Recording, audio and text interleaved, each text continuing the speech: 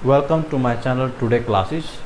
तो dear students and professor, पहले तो फर्स्टली मेरी तरफ से मैं आप सभी को थैंक यू एंड अगेन मैं आपको बोलना चाहूँगा कि CSI के रिगार्डिंग मैंने लीनियर अलजेब्रा को सोल्व किया है और लीनियर अलजेब्रा को I think within 1 week में उसको कंप्लीट भी कर लिया जाएगा और काफ़ी अच्छे कंसेप्ट्स हैं जो मैं आप लोगों के साथ डिस्कस करना चाहता हूँ।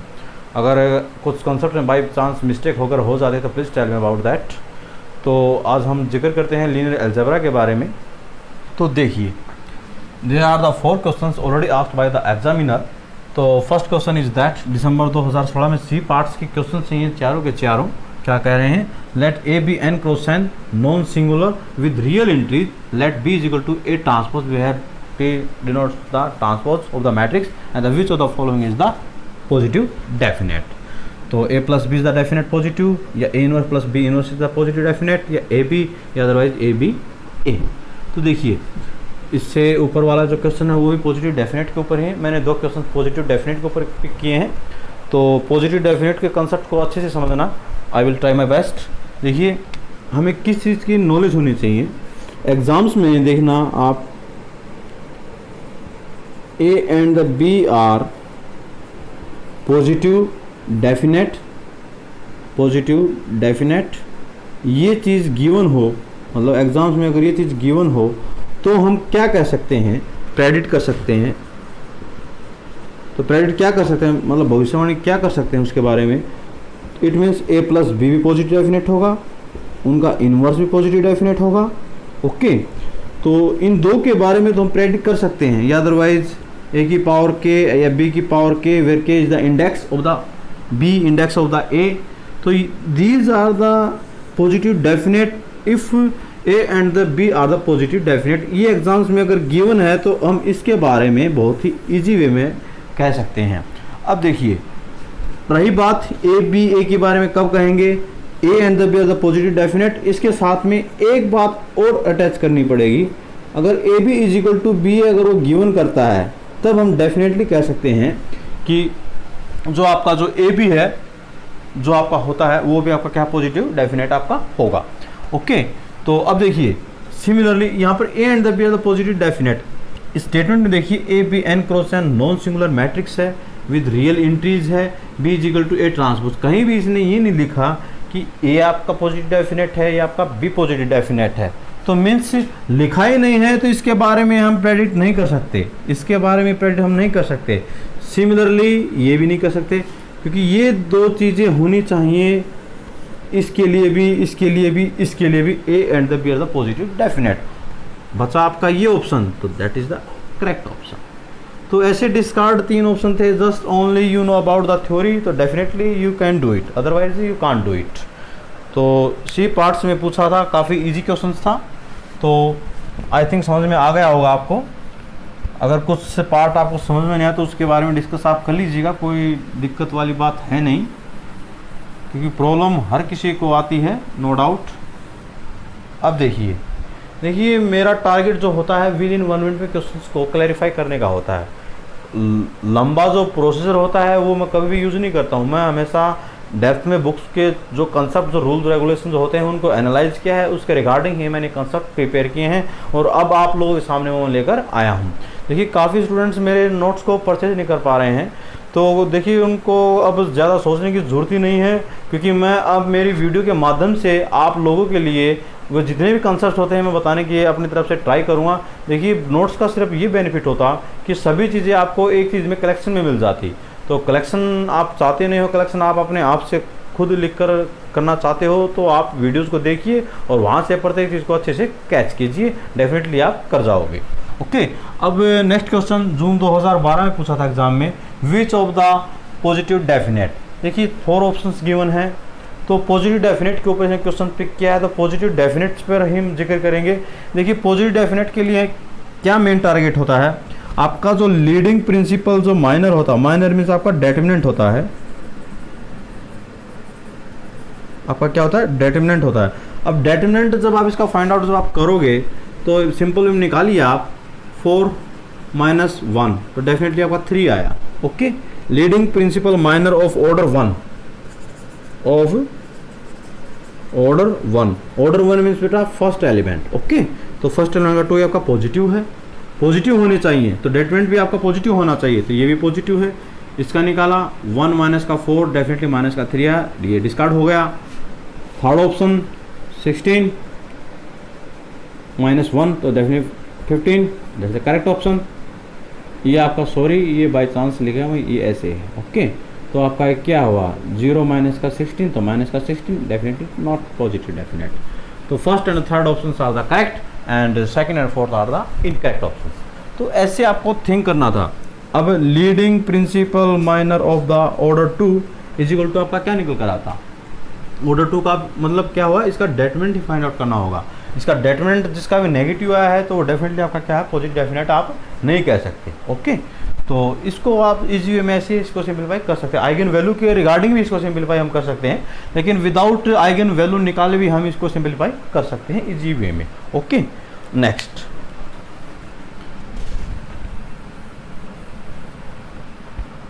सी पार्ट्स में एग्जाम से पूछे गए क्वेश्चन हैं, अच्छे से इनको एनालाइज कर लीजिएगा।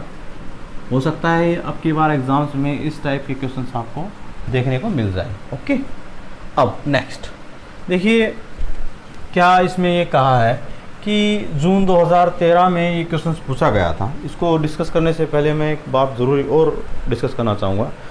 देखिए विद इन 1 वीक में लीनियर अलजेब्रा को मैं I will try my best, और कुछ अच्छे जो मतलब क्वेश्चंस होते हैं बी पार्ट्स में भी पूछे जाते हैं एग्जाम्स में, तो उसके रिगार्डिंग मैं क्या करूँगा, एक पेज के ऊपर उसके फ़ोटो खींचकर आप लोगों के लिए फेसबुक पे अपलोड कर दूँगा, तो उसको भी आप अच्छे से देख लीजिए। जो भी फ्रेशर है मेरी वीडियो को फर्स्ट टाइम देख रहा है तो उस मेरे चैनल को सब्सक्राइब कर लीजिए और इसे मोर एंड मोर शेयर कीजिए। ओके, तो क्योंकि आने वाले टाइम में देखिए आप पहली बात तो मैं आपको ज़रूर बताना चाहूँगा कि फेसबुक पे आप अपने मेरे पास फ्रेंड रिक्वेस्ट भेजिए, उसको मैं एक्सेप्ट करूँगा, फिर उसके बाद आपके पास मेरी जितनी भी अपडेट हैं फेसबुक के माध्यम से आपके पास वो आपको नज़र आ जाएंगे। ओके, तो देखिए अब इस क्वेश्चन पर जिक्र करते हैं कि A B the complex 3x3 matrix and that's given a cube is equal to minus identity. Okay, which of the true. तो first question A has the 3 distinct eigen value, A is the diagonalizable over R, A is the triangular over C, या otherwise A is the non singular. बहुत ही अच्छा question है, इसको समझने की try करना डियर स्टूडेंट्स। बड़ा ही दमदार क्वेश्चन मैं मानकर चलूँगा कि देखिए जब कभी भी एग्जाम से वो इस टाइप की कोई चीज़ गिवन कर देता है तो आपको क्या सोचना है, क्या आपको करना है, वो हमारे लिए मेन कॉन्सेप्ट होता है। अब देखिए यहाँ पर कहा है इसने A cube is equal to minus का आइडेंटिटी। मैं इसको सिंपलीफाई आपको इजी में यहीं पर कर देकर बता देता हूँ कि A cube is equal to minus का आइडेंटिटी। इसको सबसे पहले आप इसे एनालिटिक पॉलिनोमियल में कन्वर्ट करें। एनालिटिक का मतलब मैं देखो सिंपल में बताता हूँ, होता क्या है, इस चीज़ को आप लिमिट कीजिए। होता क्या है वो चीज़ आपके लिए मैटर रखता है कि सपोज मैंने ए को रिप्लेस किया x cube is equal to minus का 1। ओके, तो एक्स क्यूब ये आपका +1 होगा इज इक्वल टू आपका क्या होगा 0 होगा। अब ए की 3 प्लस बी की 3 का we know the formula A plus B into A square plus का बी स्क्र माइनस का A B, that the formula apply here. तो x plus 1 and x square plus का 1 माइनस का x। तो okay, तो ये आपका क्या निकल कर आया, CX निकल कर आया, कैरेक्टरिस्टिक इक्वेशन से निकल कर आपकी आई है। अब मिनिमल पोलिनोमियल जो होगी या तो आपकी x प्लस 1 होगी या आपकी एक्स स्क्र प्लस 1 माइनस का x होगी या आपकी x प्लस 1 प्लस 1 माइनस का x होगी। अब देखिए अगर मैं मिनिमल पोलिनोमियल इसको मान लेता हूँ x प्लस 1 को, तो डेफिनेटली आपको क्या मिलेगा, x इज इक्वल टू -1 मिलेगा आइगन वैल्यू, तो -1 मिलेगा। तो 3x3 की मैट्रिक्स आपको कन्वर्ट करनी है, -1 0 0 0 -1 0 0 0 -1।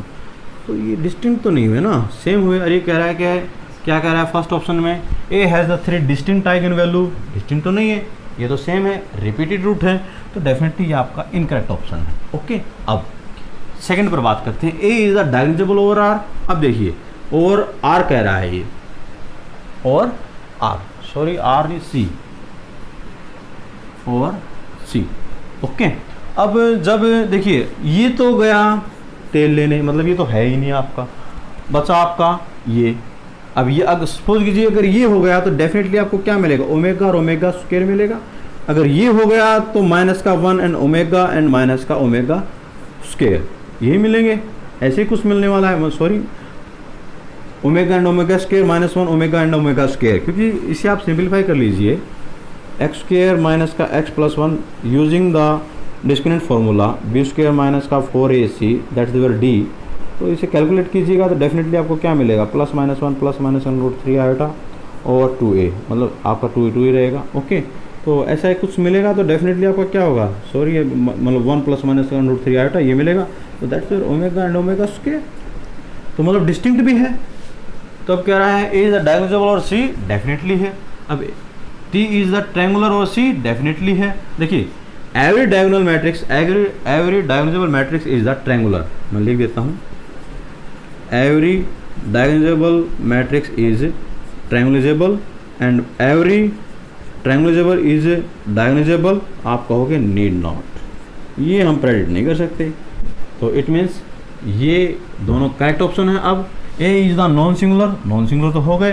अगर आपका ये हुआ तो ओमेगा ओमेगा स्क्वायर है, ये हुआ तो माइनस 1 ओमेगा ओमेगा स्क्वायर है, तो नॉन सिंगुलर तो आपका पक्का है।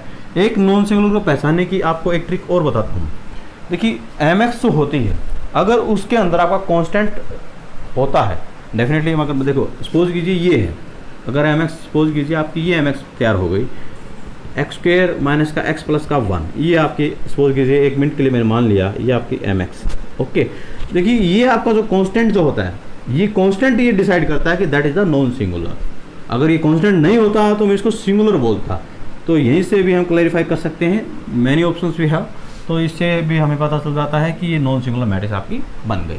तो first is the incorrect, second, third and fourth are the correct options. Okay, अब लास्ट एंड फाइनल जून 2014 में एग्जाम्स में पूछा गया था एक क्वेश्चन, इसको भी अच्छे से डिस्कस करेंगे। देखिए डियर स्टूडेंट्स, अगर आप फर्स्ट टाइम हो तो इसे चैनल को सब्सक्राइब कर लीजिए, ताकि आने वाले टाइम में जितनी भी अपडेट आप लोगों तक आसानी के साथ ही पहुंच पाएँ, क्योंकि आप लोगों का प्यार ही है जो मुझे इस लायक मेरे को बनाया है।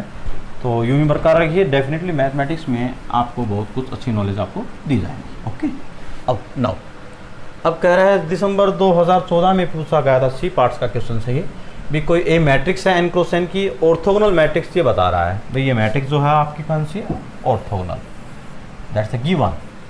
अब कह रहा है which of the following is the true. तो first option A X and A Y is equal to X Y, क्या ये एग्जैक्टली राइट पाथ है, या all eigen value of the A is the 1 या -1 ही होगी। देखिए इसको बारे में थोड़ा सोचता हूँ मैं, अगर मैंने 0 -1 1 एंड द 0 सपोज कीजिए मैंने ऐसे लिया, तो मैट्रिक्स बनाते हैं x square minus trace of the matrix.